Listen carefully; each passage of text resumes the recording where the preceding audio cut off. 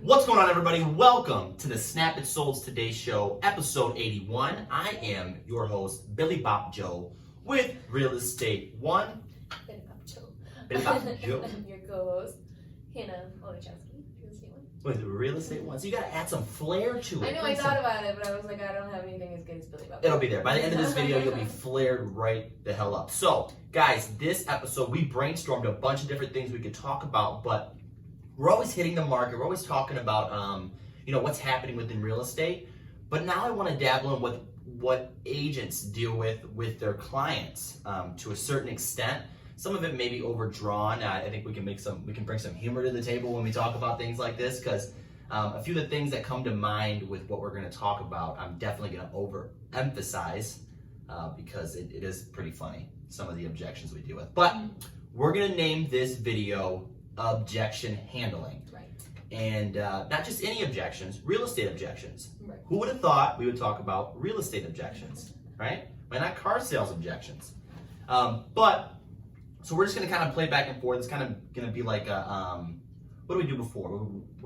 We pretend one person's the client, one person's the... What is that, like? Something co-play or whatever. Co-play. So Role play. Role play. Role play. Bump it. See? The flare is coming back right now as we speak. Her brain is going into 10th gear. Hamster rabbit on a spinner. She's moving. Okay, so before we get started, I've been forgetting to do this. The rules, which are positive impact, One day at a time. crickety, coconut, cracking, the flare, Or the code. or the code. And today's code that we're cracking is to handling some objections. So we didn't really plan what questions we were gonna ask. We're just gonna kind of jump into it. So I'll start off by I'll be the client if you want to switch. It's completely up to you. Well, I have an idea. I have a question on top of it. So. Okay, so are you the client or are you the?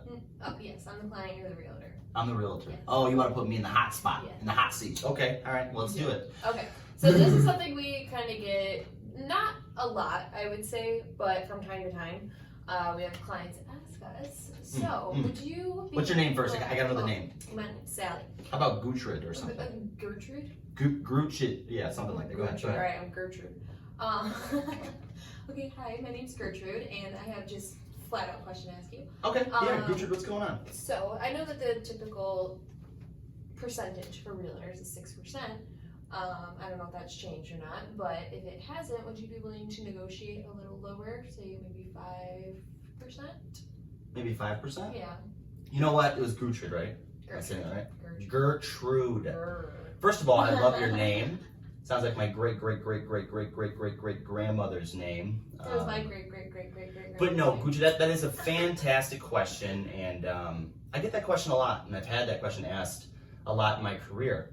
But I guess can I give you two huge reasons why that may not be a good idea to accept or to go with an agent who would reduce their commission? Sure. Yeah. Sure? Okay. So number one, I like to look at it like, so this real estate agent has to pay their bills, okay? Right.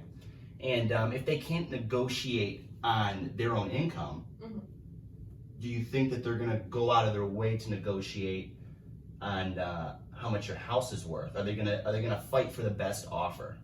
Right. Probably not.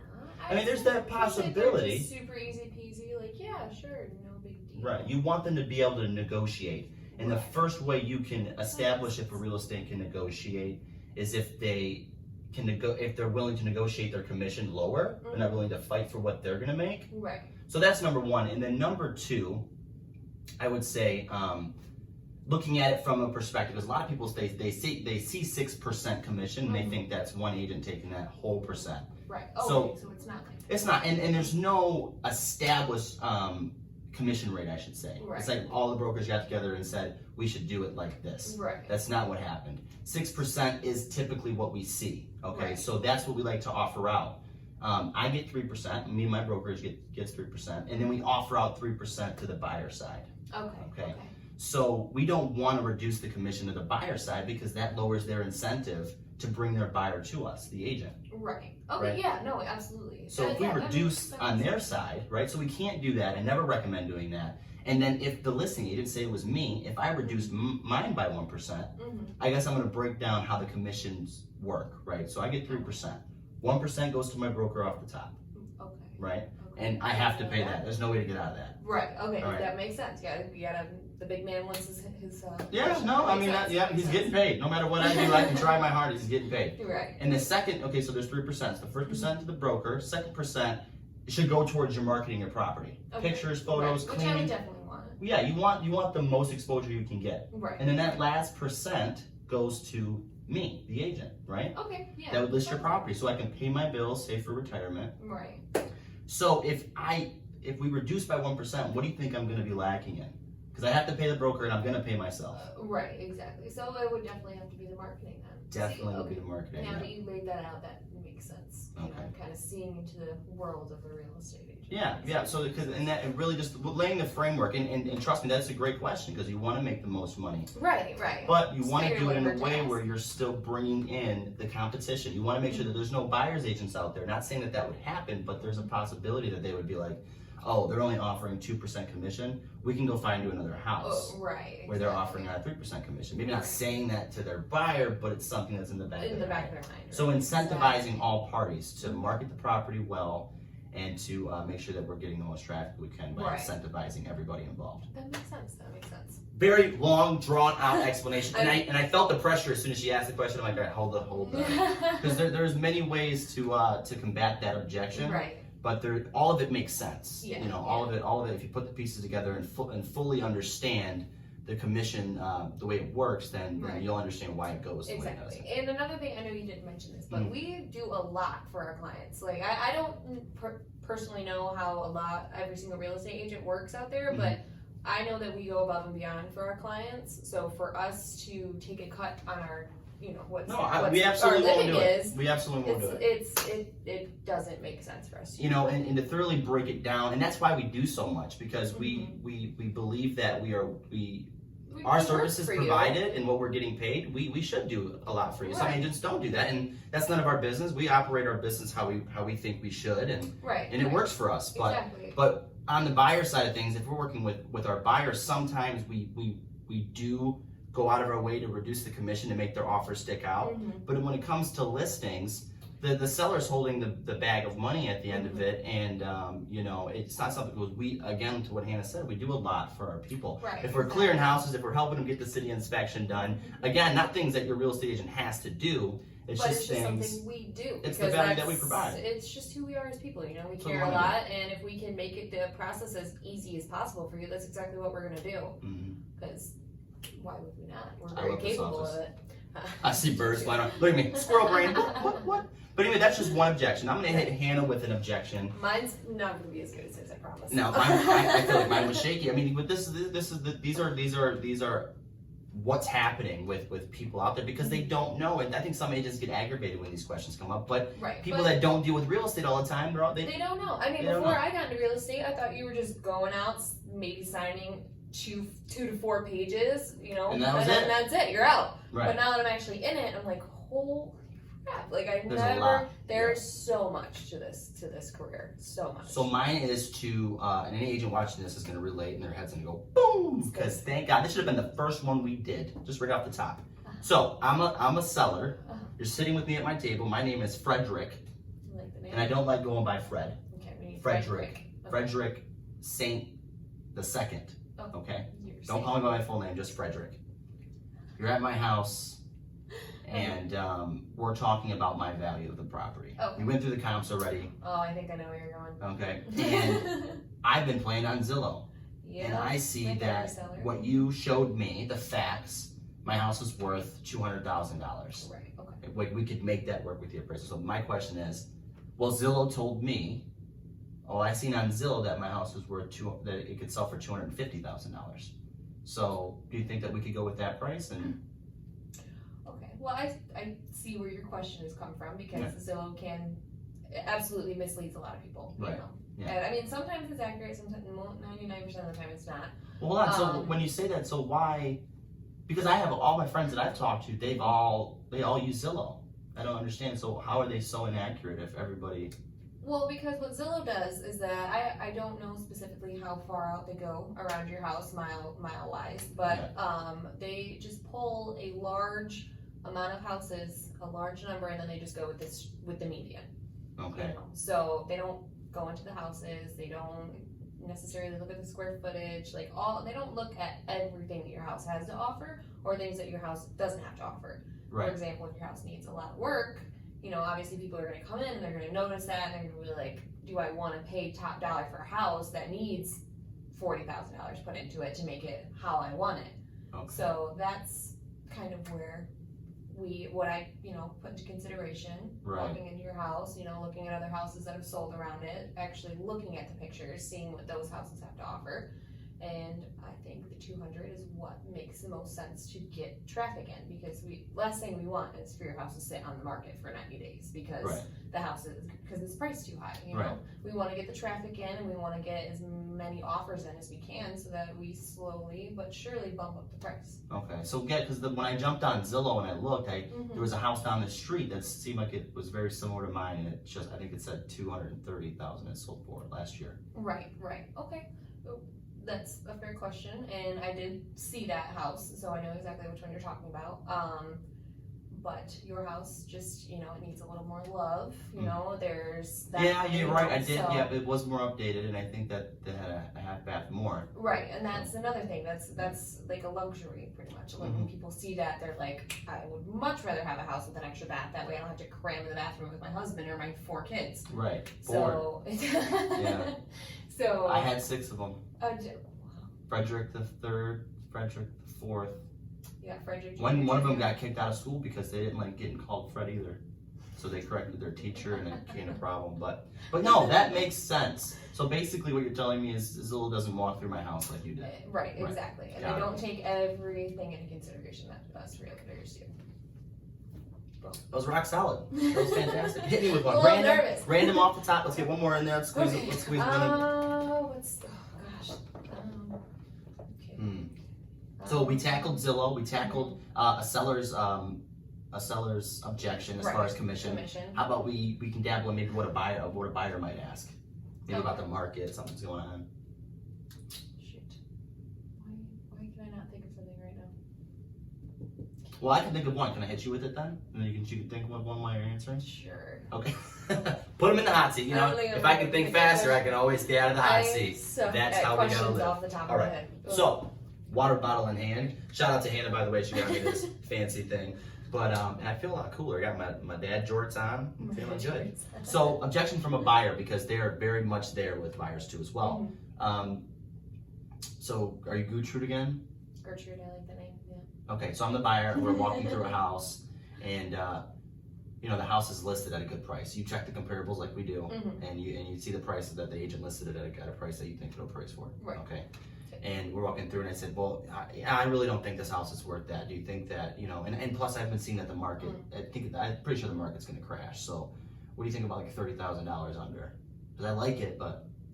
Oh, right. Okay. So the first thing I would look at is how long has it been sitting for? Because if it's been sitting for months on months, then possibly we could get away with that. But again, I don't know the seller situation and how much money that they absolutely need, because they could have listed this house at the dollar amount that they absolutely need. So going anything under might not work for them at all. Well, I don't care about them. So, I mean, I understand that they probably need that money. And guys, this may be how a buyer responds. there are some, But it's good that an agent sees all perspectives. But the right. best interest is for the buyer. So the buyer says, I don't want to be Frederick anymore. How about Steve? Okay. Steve. So I'm Steve now. Okay.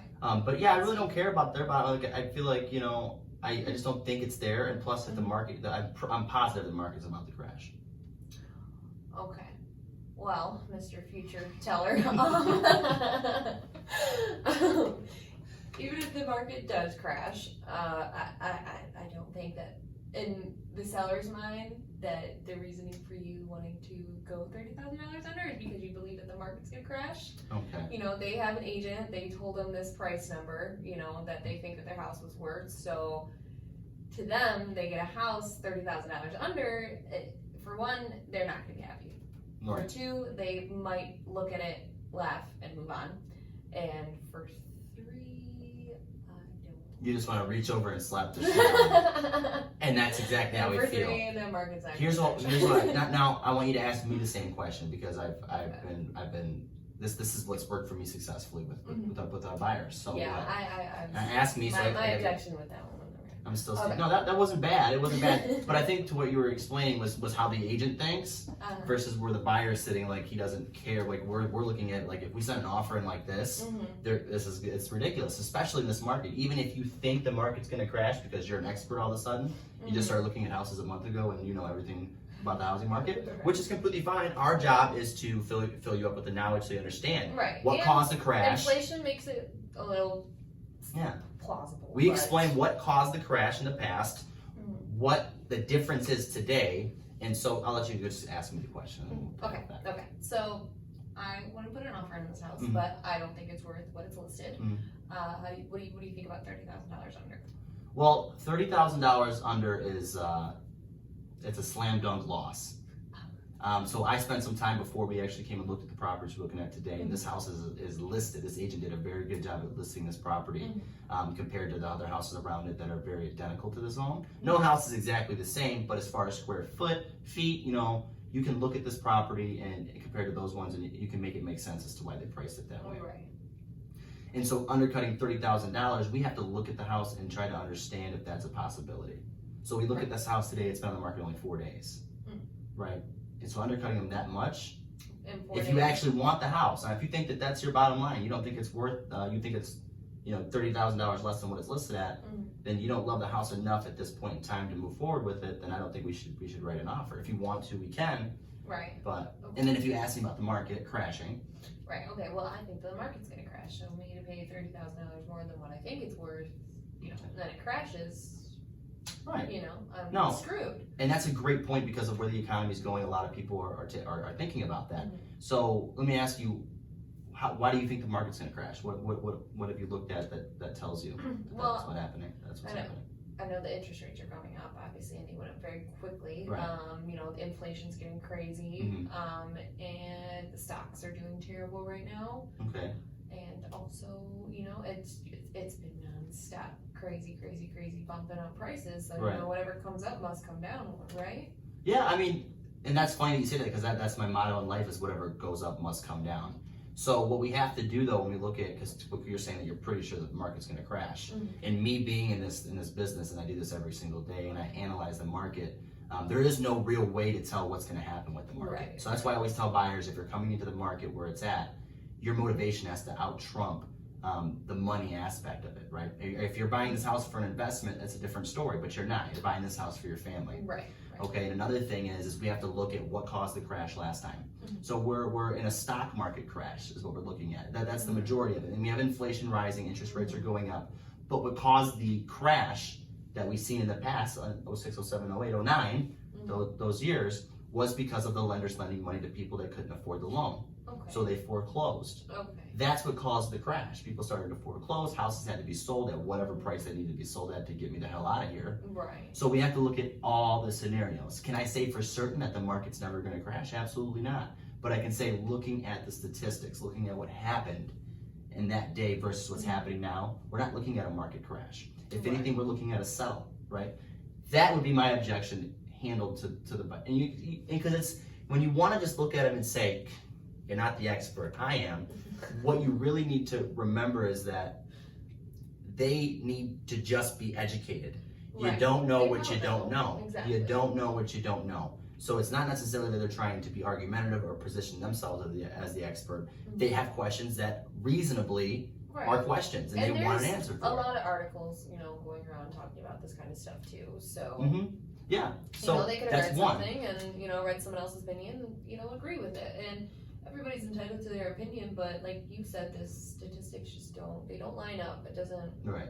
So now you're now we're getting sucked into that one. Yeah, see, now I pulled her, and she's not even. What was your name, Samantha? I don't even know. But I pulled Samantha to even get in it. See, that's what you got to do. But it's not necessarily tricking anybody. It's explaining, educating. That's our job. That's what we do. Right. This is just what we see. This is, you know, obviously, like we said, we can't tell the future. We don't know 110%. Never tell anybody I know. This is what we see and what makes sense. It just there is too much demand and not enough supply for everything to come Samantha crashing is still down. deep into that objection. Still going. So, I mean, what else? Is there any other objections we can jump on? I feel like those are like the three main that we come to like a lot. And Yeah. a lot of people. So on the buyer side, it's undercutting the price. Mhm. Granted, to your point, and I love that you pointed that out. How long has the house been on the market? How long is it? But the main point of the video was just handling objections. Right. So in the process of handling these objections through this video, we're talking about the objection handling, and we're also giving you guys some explanations for what you possibly could be thinking from a commission standpoint, from a buyer's purchasing a home standpoint, and from just where the market's at. So, but we got some showings we got to do today. I gotta say this really quick. Happy Monday, and if you guys have not fully accepted that summer's into full blast, find the time, hang out with your family, go out, It's finally do June. fun things. Because I am just realizing that halfway into June already, and the Michigan doesn't have a very long summer, so we got to start enjoying more days out. Yeah, seriously. I mean, we only have the rest of this month, July and August, and that's about. I know, rub it Oh. in, and the months just fly by. But I'm crying. let's wrap this video up. I hope you guys have a great rest of your week. As always, guys, it costs $0 and 0 cents to be a decent human being in this world. Smile, be happy, hold the door open for that old lady. She needs help. She's got a lot of groceries in that cart. Maybe follow her to a car and help them put them in there. Yeah. I don't know. Just throwing things out there, guys. Never know. But Somebody's day. If you want the best, call the best. Have a great week, guys. We'll see you on the next episode.